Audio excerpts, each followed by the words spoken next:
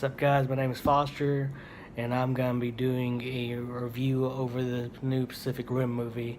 Just kind of give y'all an overview on the plot itself. Main character, Jake Pentecost, he's a promising Jaeger pilot. He kind of grew up in the entire lifestyle from a kid. In the previous movie, his father gave his life up to protect humanity, so from a small child coming up, Jake he saw giant robots versus giant monsters and that whole military aspect all for years.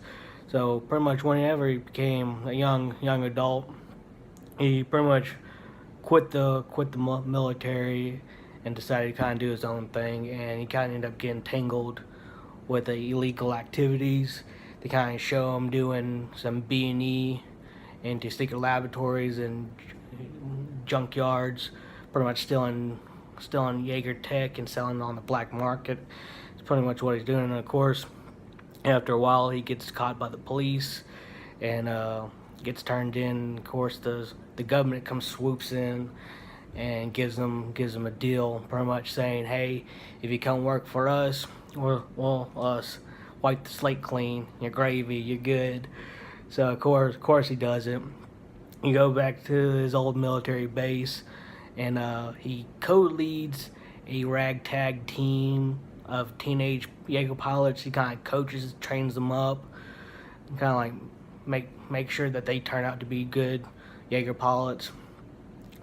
Just some few points on the movie itself, which this is something I kind of like. They focused a little bit more on character development than they did in the last movie. It had a little bit more of a human touch to it. Last movie they had humans here and there and pretty much just as pilots, and then gun ho from that. But they focused a little bit more on the human aspect of it in this movie, which I kind of like that. But one of my biggest problems with this movie was that they kind of chose marketing ability over plot progression. Like the plot itself is kind of weak, but they'd be able to sell the hell out of some toys for the next few years. So I guess that's something. And in the first act of the movie, there's really and truly only two big plot points that happen.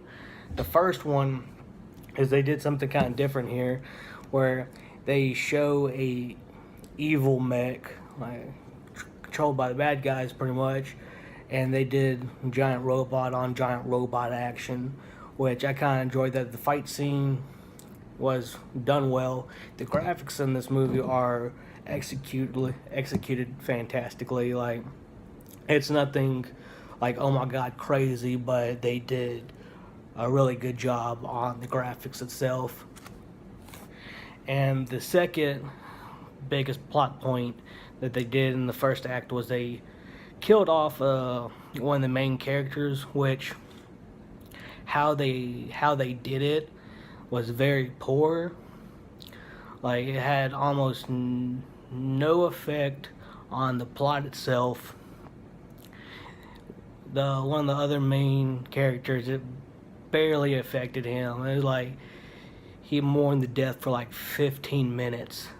15 seconds. And it was like, okay, that kind of sucks, but I guess I'm going to go to this next fight and keep keeping on.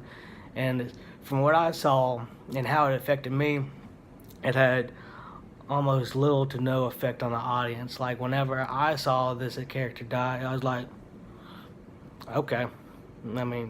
I like the character.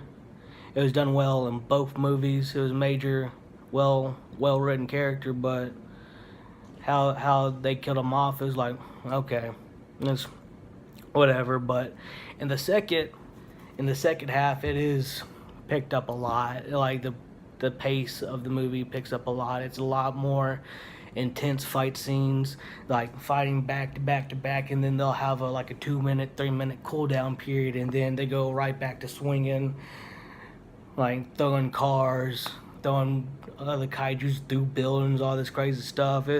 But If you if you're looking for a movie, if you're looking for a movie with a lot of good fight scenes and really good graphics, this is your movie. But if you're looking with something with a little bit more of a story, with a little bit more significant plot, and it's lacking. It's not a bad movie. It's not a horrible movie, but I've seen a lot better, but I've seen a lot worse. And something I'm gonna start doing in my videos is this is something that I personally find interesting. I kind of always look at how much they spend on making these movies, and like what kind of how much money they bring in.